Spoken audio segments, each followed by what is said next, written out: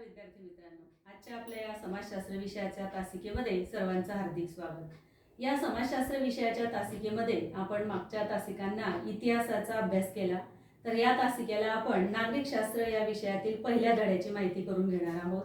आपला पहिला धडा आहे आपल्या संविधानाची ओळख आणि या धड्यामध्ये आपण मागच्या इयत्तांमध्ये तुम्ही जो नागरिकशास्त्र विषयाचा अभ्यास केलाय त्याची थोडक्यात उजळणी करून घेऊया. तर यामध्ये तुम्ही पाठ्यपुस्तकामध्ये मागच्या पाठ्यपुस्तकांमध्ये नियमांच्या आवश्यकतेविषयीचे बरेच मुद्दे समजून घेतले. उदाहरणार्थ कुटुंब, शाळा, आपलं गाव किंवा शहर यांचे व्यवहार सुरळीतपणे चालावेत म्हणून आपण काही संकेत व नियम शिकलो आहोत.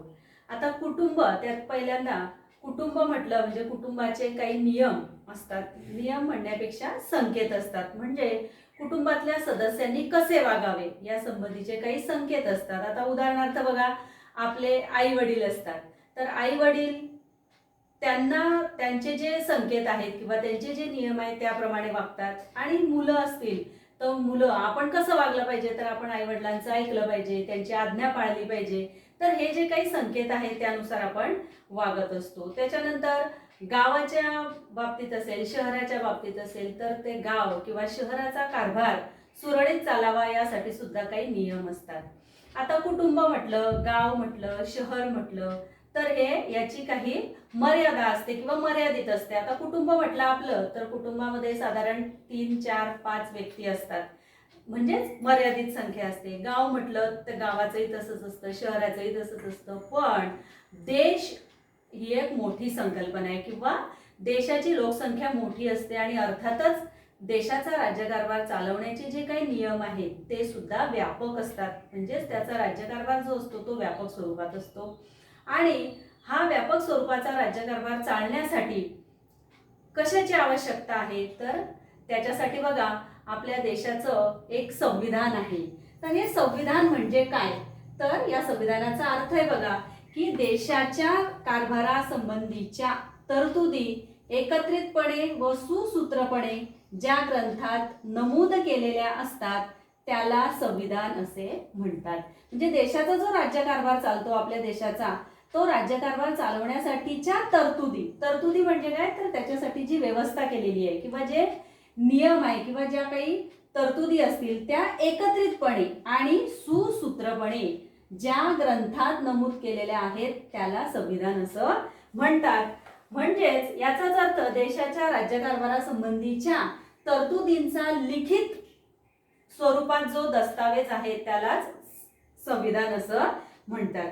जनतेकडून निवडून आलेल्या प्रतिनिधींमधून प्रतिनिधी जे असतात ते प्रतिनिधीच हा राज्यकारभार चालवतात. मग तो गाव पातळीवर असेल, शहर पातळीवर असेल किंवा देशाच्या पातळीवर असेल. तर त्या संविधानातील तरतुदीनुसारच राज्यकारभार करण्याचे शासनाला बंधन असते. म्हणजे काय की शासनाला ते बंधनकारक असतं. ज्या संविधानामध्ये जे नियम दिलेले आहे किंवा ज्या तरतुदी केलेल्या आहेत त्या तरतुदीप्रमाणेच राज्यकारभार चालवण्याचं शासनावर बंधन असतं. संविधानातील तरतुदी किंवा त्यात नमूद केलेला कायदा मूलभूत असतो. संविधानाला विसंगत ठरतील असे कायदे शासनाला करता येत नाही. म्हणजे संविधानामध्ये जे दिलेले आहे किंवा संविधानामध्ये जे कायदे आहेत त्याला अनुसरूनच राज्यकारभार चालवावा लागतो. त्याला विसंगत ठरतील म्हणजे त्याच्या ते नियम डावलून दुसऱ्या नियमानुसार जर एखादा कायदा केला असेल तर तो कायदा शासनाला करता येत नाही. आणि जर तसं केलं शासनाने तर न्यायमंडळ ते कायदे रद्द ठरवू शकते. आता बघा त्याच्या संविधानामधल्या तरतुदी काय आहेत, तर नागरिकत्व, नागरिकांचे हक्क, नागरिक आणि शासन संस्था यांच्यातील संबंध, शासनाने करायच्या कायद्यांचे विषय, निवडणुका, शासनावरील मर्यादा आणि राज्याचे अधिकार क्षेत्र इत्यादी या संविधानामध्ये तरतुदी केलेल्या आहेत. तरतुदी म्हणजे काय, व्यवस्था केलेली आहे किंवा सोयी केलेल्या आहे. आता नागरिकत्व म्हणजे आपल्या देशामध्ये या संविधानामध्ये आपल्या देशाचं जे संविधान आहे त्या संविधानामध्ये आपल्या देशामध्ये राहणारे जे नागरिक आहेत त्यांनी जे त्याला नागरिकत्व असं म्हणतात. आता त्या नागरिकांचे हक्क, जसं आपल्याला आपले काही अधिकार असतात तसे नागरिकांचे हक्कही असतात. तर याचा सविस्तर अभ्यास याच विषयाच्या अंतर्गत आपण पुढच्या धड्यांमध्ये करणार आहोत की नागरिकांचे मूलभूत हक्क कोणते, नागरिकांचे अधिकार कोणते आणि नागरिकांचे कर्तव्य कोणते. तर हे आपण याच विषयाच्या अंतर्गत पुढील पाठांमध्ये सविस्तर अभ्यासणार आहोत. नागरिक आणि शासन संस्था यांच्यातील संबंध म्हणजे जे आपण ज्या देशात राहतो त्या देशाचे आपण नागरिक आहेत आणि आपल्या देशाची जी शासन संस्था आहे म्हणजे जे राज्यकारभार करणारी संस्था आहे त्यांच्यामधला संबंध, शासनाने करायच्या कायद्यांचे विषय, निवडणुका, दर 5 वर्षांनी निवडणुका होतात बघा, त्या निवडणुका, शासनावरीलही काही मर्यादा असतात आणि राज्याचे अधिकार क्षेत्र इत्यादी तरतुदींचा संविधानामध्ये समावेश असतो. तर संविधानानुसार राज्यकारभार करण्याचं तत्व बहुतेक सर्वच देशांनी स्वीकारलंय. फक्त आपल्या भारत देशाचं संविधान आहे असं नाही, तर सर्वच देशांनी ते तत्व स्वीकारलेलं आहे. असं जरी असलं तरी प्रत्येक देशाचं संविधान जे आहे ते वेगवेगळ्या स्वरूपाचं असतं. आता बघा ते वेगवेगळ्या स्वरूपाचं का असतं? संविधानानुसार राज्यकारभार करण्याचं तत्व बहुतेक सर्वच देशांनी स्वीकारलेलं आहे. असं असलं तरी प्रत्येक देशाच्या संविधानाचं स्वरूप वेगवेगळे असते. इतिहास, समाजरचना, संस्कृती, परंपरा इत्यादी बाबतीत देशादेशांमध्ये भिन्नता असते किंवा वेगळेपणा असतो. त्याचप्रमाणे राष्ट्रांच्या गरजा आणि उद्दिष्टेही भिन्न असू शकतात. त्याला अनुरूप असे संविधान निर्माण करण्याचा प्रयत्न ते राष्ट्र करते. म्हणून प्रत्येक देशाचं संविधान वेगवेगळं असतं, कारण प्रत्येक देशाचा इतिहास वेगळा, त्याची परंपरा वेगळी, त्याची संस्कृती वेगळी, उद्दिष्टे वेगळे असतात त्या राष्ट्राचे आणि त्याला अनुसरून त्या देशाचं संविधान तयार होत असते आणि म्हणून प्रत्येक देशाचं संविधान हे वेगवेगळं असते. बघा विद्यार्थी मित्रांनो, आताच मी तुम्हाला सांगितलं की प्रत्येक देशाचं संविधान हे वेगवेगळं असतं. आता अमेरिका आणि 2 देशांचा राज्यकारभार संविधानानुसार चालतो, परंतु दोन्ही संविधानांमध्ये फरक आहे. आपण आत्ताच पाहिलं की प्रत्येक देशाचं संविधान हे वेगवेगळं असतं. आता अमेरिका या देशाचं जे संविधान आहे ते 1789 मध्ये अंमलात आलं. या देशाच्या संविधानामध्ये फक्त 7 कलम आहेत आणि 7 कलमांचा त्याच्यात समावेश आहे आणि ते लिखित स्वरूपात आहे. जवळजवळ आज 1789 पासून ते संविधान तयार झालेलं आहे. आज त्या संविधानाला 250 वर्ष जरी झालेले असले तरी त्याच संविधानानुसार अमेरिका या देशाचा राज्यकारभार चालतोय. आता हे झालं अमेरिकेचं. त्याच्यानंतर बघा इंग्लंड या देशाचं जे संविधान आहे हे संविधान लिखित स्वरूपात नाही. प्रत्येक देशाचं बहुतेक संविधान जे आहे ते लिखित स्वरूपात आहे, परंतु इंग्लंड या देशाचं संविधान मात्र लिखित स्वरूपात नाही. या देशाला अनेक शतकांचा इतिहास आहे. राज्यकारभाराविषयीचे नियम सुद्धा या देशामध्ये संकेत, रूढी आणि परंपरेच्या स्वरूपात आढळतात. तरी पण त्यांचे काटेकोरपणे पालन केले जाते. 1215 साली झालेल्या मॅग्ना कार्टा करारानुसार पासून इंग्लंडचे संविधान विकसित होत गेले. काही लिखित नियमांचा समावेश असला तरी इंग्लंडचे संविधान प्रामुख्याने अलिखित स्वरूपात आहे. आता बघा विद्यार्थी मित्रांनो, आपण संविधान म्हणजे काय, संविधानाचा अर्थ, त्याच्यानंतर संविधानातील तरतुदी याचा अभ्यास केला. त्याच्यानंतर अमेरिका आणि इंग्लंड या देशाचं संविधान कशा स्वरूपात आहे याचा अभ्यास केला. आता हे जे संविधान आहे या संविधानाची आवश्यकता का आहे याचा आपल्याला थोडक्यात अभ्यास करायचा आहे. तर बघा, संविधानात नमूद केलेल्या तरतुदीनुसार किंवा नियमानुसार राज्यकारभार करण्याचे अनेक फायदे असतात. कारण जर नियम असतील, काही कायदे केलेले असतील तर त्यानुसार देशाचा राज्यकारभार चालण्यासाठी फायदे असतात. आणि ते फायदे कोणकोणत्या स्वरूपाचे आहेत तर बघा, पहिला फायदा आहे की शासनाला नियमांच्या चौकटीत राहूनच राज्यकारभार करावा लागतो. जर बघा, आता आपण पाहिले की कुटुंबात वावरत असतानाही आपल्याला काही संकेत आणि नियम असतात. जर कुटुंबात वावरत असताना आपल्याला जर काही आईवडिलांनी नियम घालून दिले नाही, संकेत पाळायला सांगितले नाही, तर मग तो मुलं कशी वागतात. आणि म्हणून त्या कुटुंबाला जसे संकेत नियम असतात तसे देशाचा राज्यकारभारासाठी सुद्धा जे नियम आहेत त्या नियमांच्या चौकटीत राहूनच शासनाला राज्यकारभार करावा लागतो. त्यामुळे होतं काय की त्यांना मिळालेले जे अधिकार आहे किंवा सत्तेचा दुरुपयोग होण्याची शक्यता कमी असते. त्याच्यानंतर दुसरा फायदा आहे की संविधानामध्ये नागरिकांचे हक्क व त्यांच्या स्वातंत्र्याचा उल्लेख असतो. सांगितलं मी तुम्हाला की आपण पुढच्या तासिकांमध्ये किंवा पुढच्या पाठांमध्ये नागरिकांचे मूलभूत हक्क कोणते, अधिकार कोणते, कर्तव्य कोणते याचा अभ्यास करणार आहोत. तर संविधानामध्ये ह्या नागरिकांच्या हक्कांचा आणि त्यांच्या स्वातंत्र्याचा उल्लेख असतो आणि हा उल्लेख असल्यामुळे शासनाला ते हक्क हिरावून घेता येत नाही आणि म्हणून नागरिकांचे हक्क आणि स्वातंत्र्य सुरक्षित राहते. आता नागरिकांचे जे हक्क आहेत, स्वातंत्र्याचा हक्क असेल, धर्म स्वातंत्र्याचा हक्क असेल, जो कोणता हक्क असेल जे संविधानात नमूद आहे ते शासनाला हिरावून घेता येत नाही आणि त्यामुळे होतं काय की नागरिकांचं स्वातंत्र्य आणि हक्क सुरक्षित राहतात.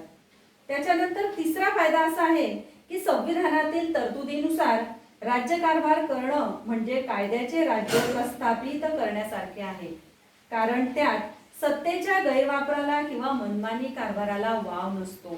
म्हणजे मनमानी कारभार म्हणजे आपल्या मनाला वाटेल त्याप्रमाणे कारभार करण्याची शासनाला सुद्धा मुभा म्हणजे परवानगी नसते किंवा वाव नसतो.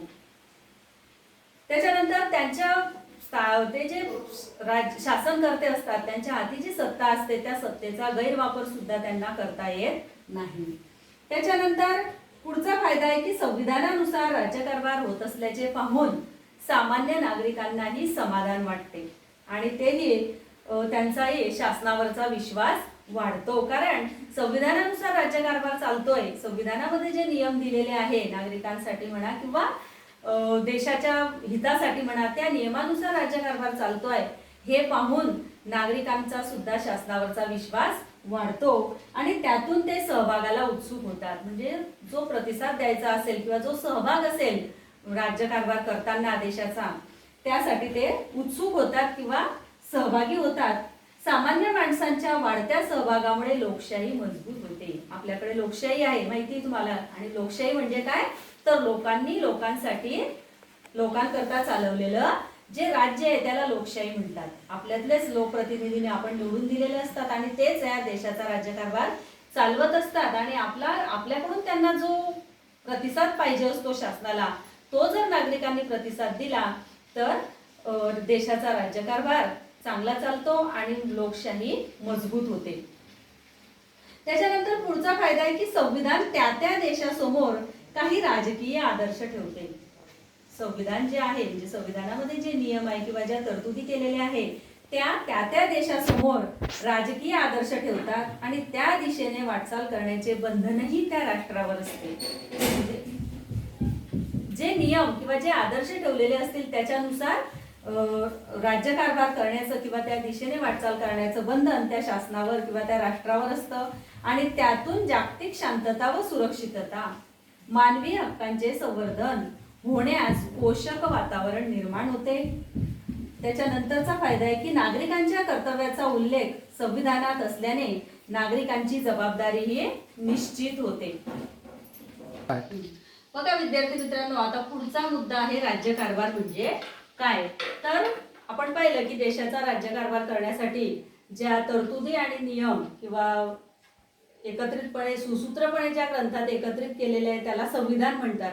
त्या संविधानानुसार राज्यकारभार चालतो. म्हणजे नेमका कसा राज्यकारभार चालतो तर देशाच्या राज्यकारभारामध्ये कोणकोणत्या बाबी सामावलेल्या असतात तर देशाच्या सीमारेषांचं संरक्षण करणे, त्याच्यानंतर परकीय आक्रमणापासून जनतेचे रक्षण करणे. बघा आत्ताच आपलं चीन आणि भारत चीनने आपल्या भारताच्या सीमेवर जे काही आक्रमण केलं होतं मागच्या महिन्यापासून आपण त्या बातम्या वगैरे टीव्हीवर बघतोय बघा.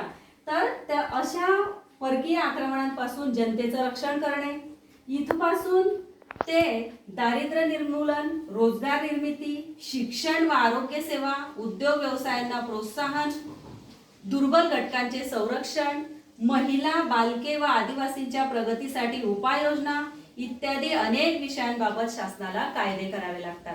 तर दारिद्र्य निर्मूलन व रोजगार निर्मिती याचा अर्थ बघा, याचा अर्थ असा आहे की देशामध्ये ज्या लोकांना रोजगार नसेल त्या लोकांना रोजगार उपलब्ध करून देणे, त्यांना रोजगार उपलब्ध करून दिला म्हणजे अर्थातच दारिद्र्य निर्मूलन होते. याचाच अर्थ लोकांमधली जी असलेली गरिबी असते ती गरिबीचं प्रमाण कमी होते.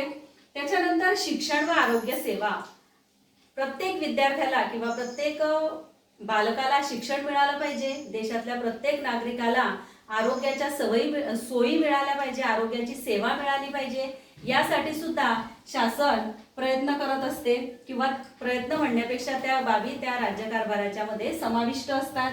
त्याच्यानंतर दुर्बल घटकांचे संरक्षण, उद्योग व्यवसायांना प्रोत्साहन.